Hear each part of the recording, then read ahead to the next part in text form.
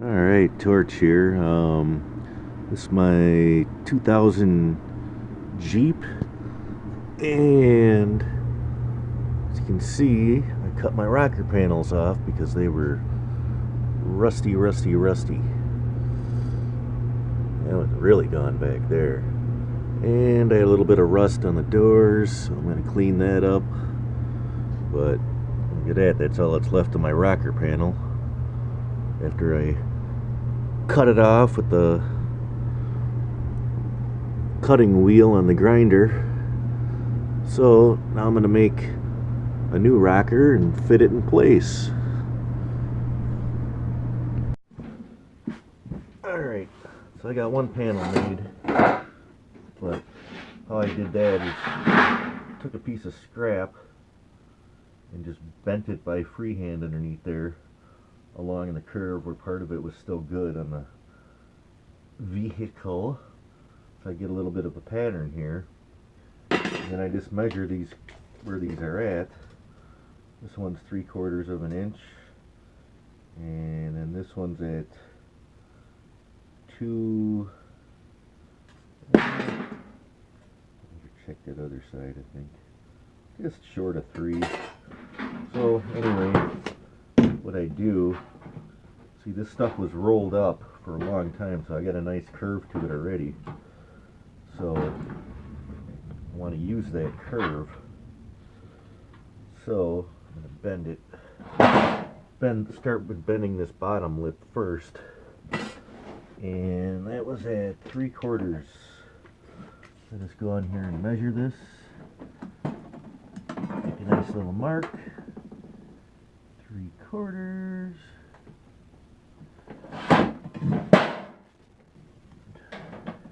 3/4 over here.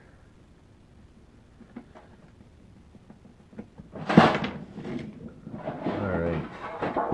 And then to get a nice square bend, I'm going to get yourself something nice and flat like this.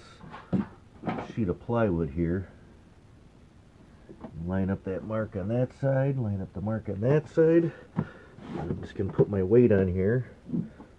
Just take a body hammer, start in the middle, and just slowly start to bend that over.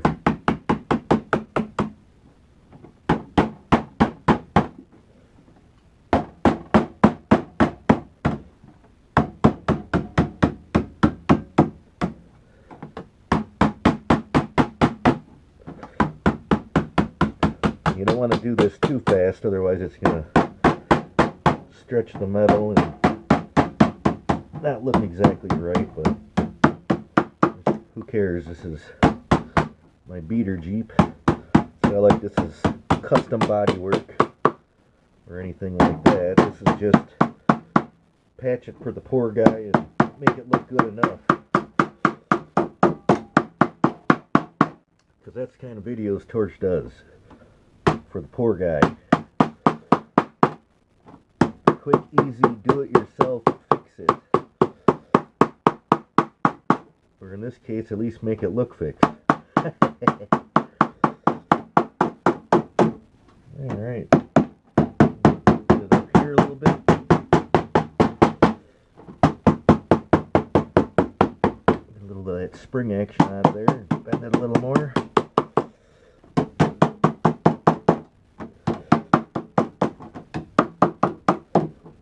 Alright, I'll just stand it up a little bit and get it just a little bit more.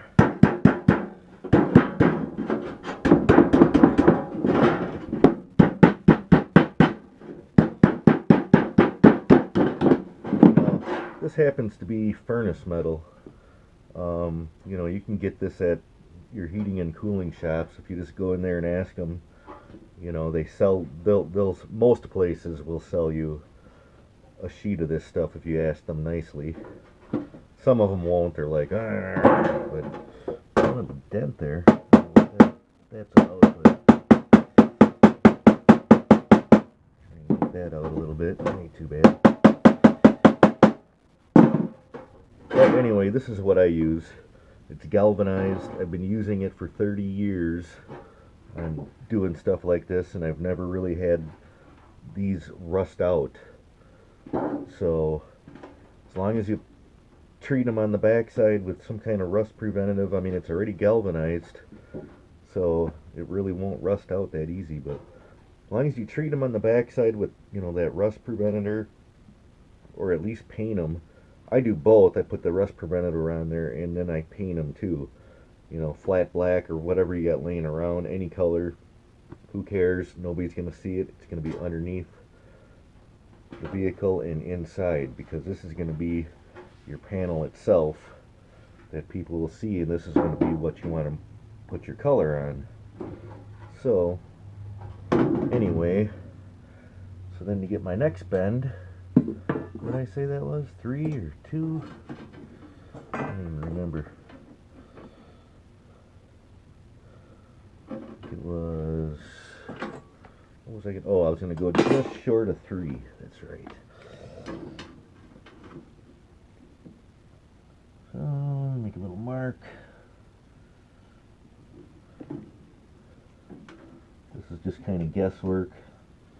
I don't get all 2 3/4 and 5/16 and all that crap. I just go with the flow and get her close. Alright, so that's going to be going underneath. Attaching onto that and then bending up this way. So,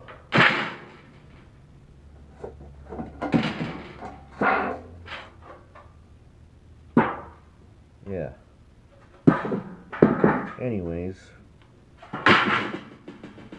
so then I'll make that next bend. Just line that up. And what I usually do with that is slip it underneath here. Oh, hold on a second here. Let me hit the pause. Okay, so now that I got those marks drawn on the piece of sheet metal, I'll put the 2x4 underneath, put the plywood on top, line up these marks, and put my weight on here, and just slowly bend this up.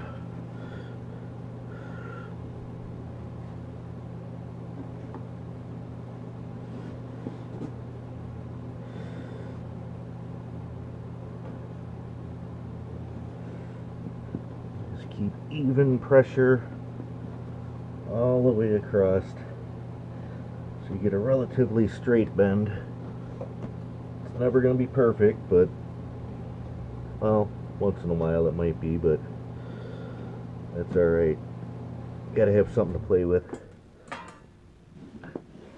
That's one reason I'm kind of doing this in twos. Normally I would do a rocker panel in one piece. But a lot of times when I do that, when you get from the one bend to the other side all the way down, it's a little off. So I'd rather use 2 pieces, you know, and then just adjust my length and then just chop off what I don't need. And I actually pop rivet these onto the vehicle, starting on the back and starting on the front, and then bring the 2 in to where they meet. You know, and then get in there with my pencil and mark them, you know, and drill a couple holes and put a couple pop rivets in there to hold them in place.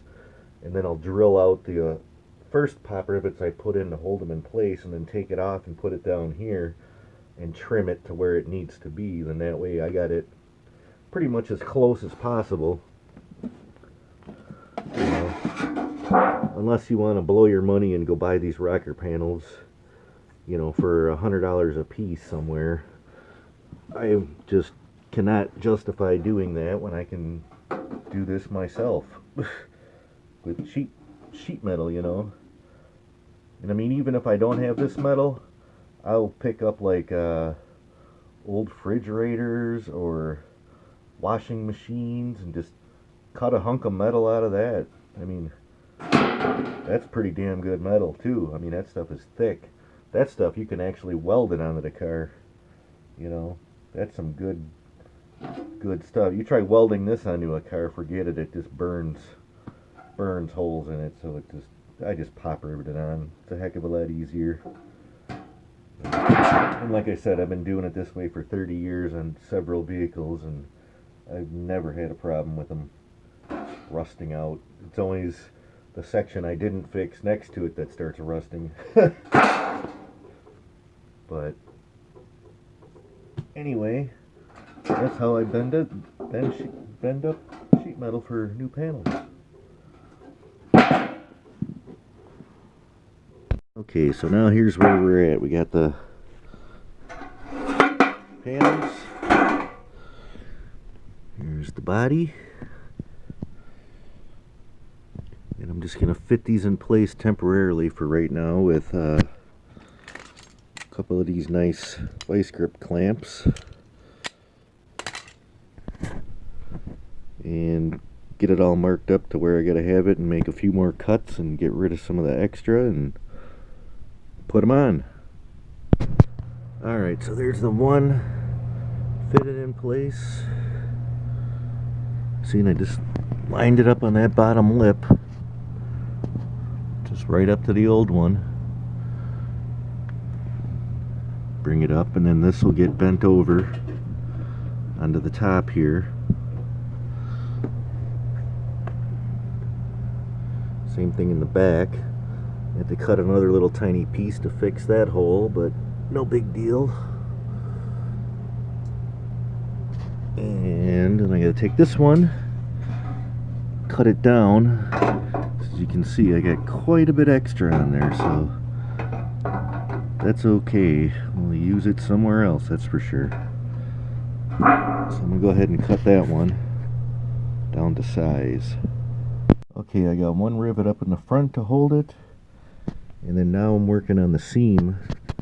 And one thing I want to mention is when you do this, you want to start with your bottom rivet and then put another rivet and then another one a little closer. You know, you don't want to put one down here and one up here and then try to fill in the middle ones, because then this stuff kind of gets all bubbly.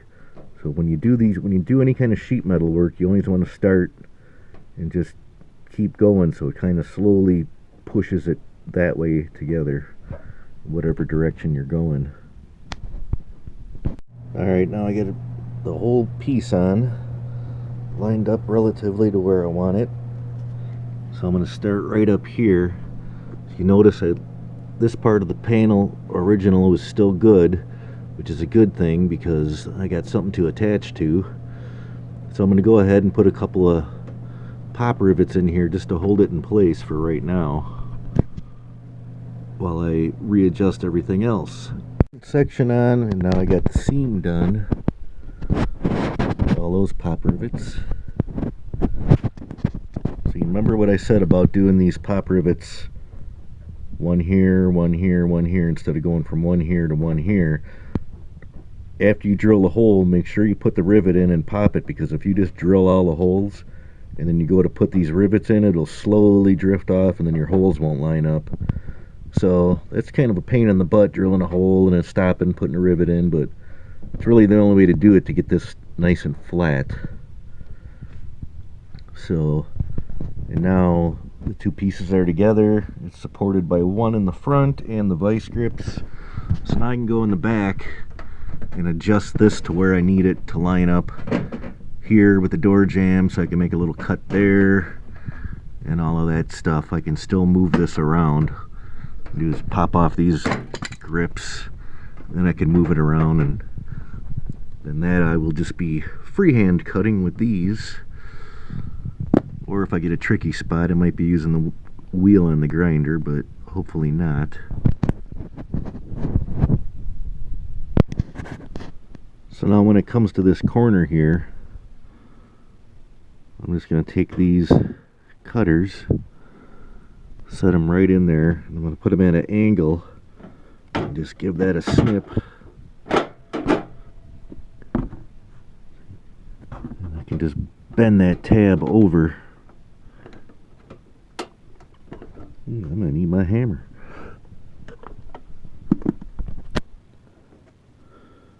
But see, that's what's nice about these body hammers. You got these little spots on there, so I can just take that and kind of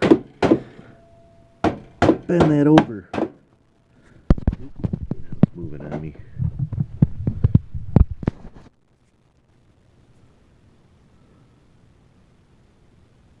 But yeah, you can see that snip at an angle a little bit there. I'll have to bend it over.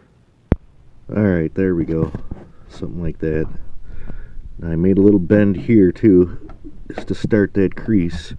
But this is what I mostly wanted to get. You're not going to see this because this is going to be all full of Bondo. So, but at least now I know where that lines up. I got my first little crease right there. Still got it clamped in place. So, go ahead and shut that door. And now I can take it off and paint the back side of that and get the tire up inside of there on the frame itself, and let that dry for a little bit, and then I'll come back and clamp this right back in place because I'll know where it goes, because I'll drill out that one rivet so I'll know exactly where that hole was. And then back here I got this nice little tab that's going to tell me where it was here. And then I'll have to put the vice grips back on, and then I'm going to rivet all the way down the whole bottom lip, and then slowly start bending this all over onto the inside of the door jamb there. And that'll all have to be freehand bent into place with the body hammer to get that nice and good as it can be. So, alright, well, I'm going to go ahead and take this off and paint it and take a little break. Let that stuff dry. A little ahead of myself there.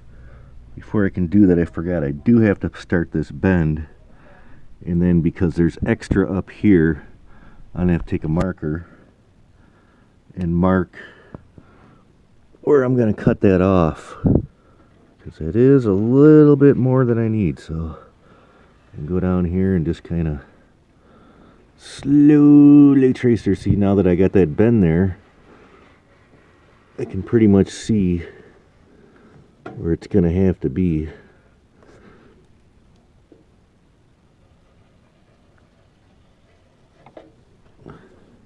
And I'll just freehand that off and put it in place again and see where it is. Okay, so now that I got that cut down to where it should be, then I can just take a pair of these, clamp them on here, tighten that up a little bit, and I can just slowly go around and just kind of give this a little bit more of a bend to it. Get that more flattened out. These work real nice for this. But I don't want to bend it too far because a lot of it's going to be, I'm going to have to form it right onto the body. But at least this way I can get the bend straightened out a little bit and get it a little bit more to where it needs to be.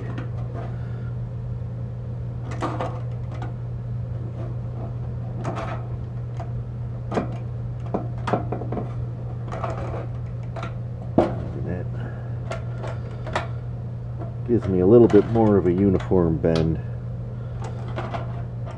I actually might have to cut off a little bit more, but that's okay. That's one reason I want to pre-bend this too, is so I can kind of see if I do have to cut off a little bit more, and I think I'm going to have to just by looking at that little wing that was over there in the end. See how that gets thick again over here? I think I'm going to have to trim that down. So, let's stick it back on the truck and see. Actually, yeah, I'm going to have to cut off a little bit more. So you can see there, because if you see this lip, see how thick it is here? And when you get down here, it gets a lot more narrower. Especially up in here where it gets really close to the fender. So, but that's one reason I leave these extra long, so I can do that. See, and there's a lot in the middle, because there's a lot in the middle here. And then in the back, well, I still got to patch that little piece on the inside too, but anyway, so now I got to cut that little bit off and then fit it again. It's a lot of trial and error. You know, and I did buy replacement rocker panels for one vehicle, and you know what? It was almost just as much work because they didn't come, you know, I mean, they had extra metal on them and stuff, and I had to cut all that stuff off anyway, so it's like, and I don't really think the metal was all that much thicker than this stuff that I bought. So, I don't know. To each his own. You can spend the $100 on a piece of tin that costs $10 if you want, but this is just the way I do it. It's the way I roll. So, if there's a way I can be cheap about something, I'm gonna do it. Because once you get down to it, every dime that stays on the bank counts, and it all adds up at the end of the year. And there we go. We're right about to where we want to be.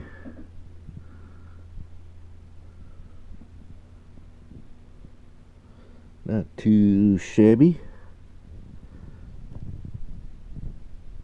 I got a nice little piece of sheet metal in there to fix that, so now I got something to rivet onto.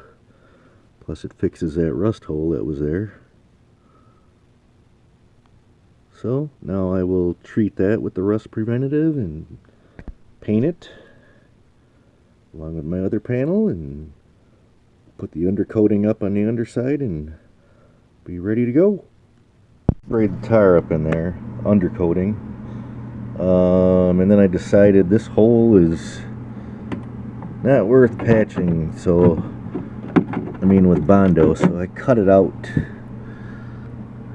And I'm going to show you how to do a little door repair here for a hole like this,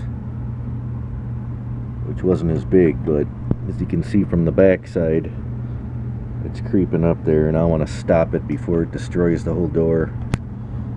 Okay, now that I got that cut out, I took a piece of sheet metal about the right size and I bent a nice lip in it, and then I'll just slide that on there like that, line it up, then I'll clamp it from the bottom, pop rivet that on. I'll probably round them corners off just to make it a little easier when I do the Bondo fill. But that's pretty much all there is to fixing the door. I mean, if you cut off the spot, and then you make sure you get to this back lip. If it's still here, if this lip is gone, then you're gonna have to go further back to have something to attach to. But luckily my lip is still there, so I can just lock that right in there like that. Line it right up with the original lip on the bottom in the crease. And of course I'm going to go in there and spray some rust stuff and try to slow and stop some of that stuff down. But if you just cut that off, you know, just a little beyond where it's rotten, and then get that lip off of there that was from the original door skin, so you just got the inner skin lip, then it works out a lot better. But can't always do that. Sometimes this whole piece is gone too, and then you got to make the whole thing on the back side all the way around, but it is possible. Probably easier to get a new door, but like I said, I'm cheap. Cheap, cheap, cheap. And that's what we look like when we're done. I just pop riveted it on, and then I ground down all the rivet heads so you can barely see them. A lot of guys tell me, don't do that, the head is what holds it on, which is BS. Because if you ever look at a pop rivet, when you squeeze it, it actually pulls that nail head through, and this part expands. So it's inside of the hole that it expands. Those heads don't really do anything but stop it, you know. It's like to hold it in place while you're doing that. But the actual riveting is on this piece here, you know, where that part gets all fat. I don't know, I always grind them heads down.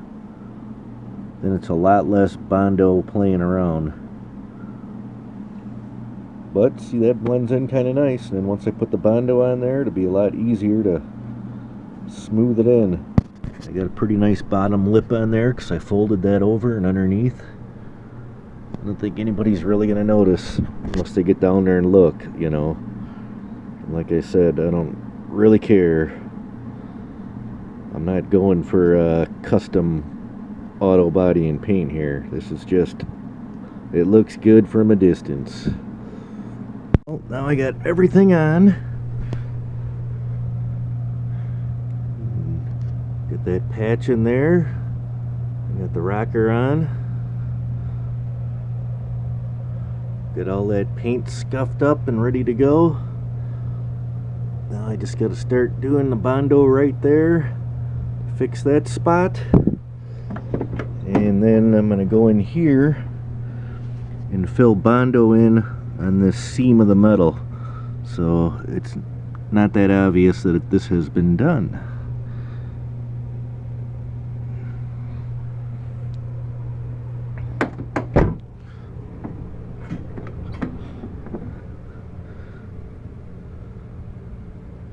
Yep, that patch turned out nice.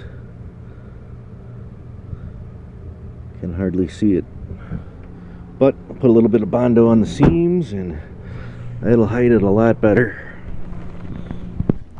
And then when I'm all done, it should look like this side does.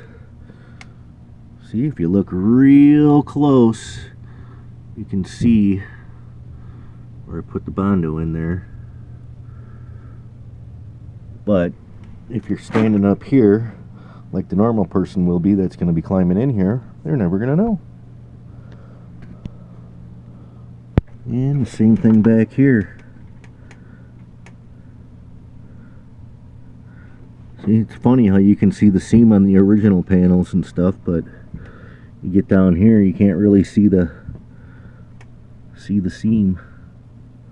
So that might be a giveaway, but like I said, who cares? I just want it looking good from a distance.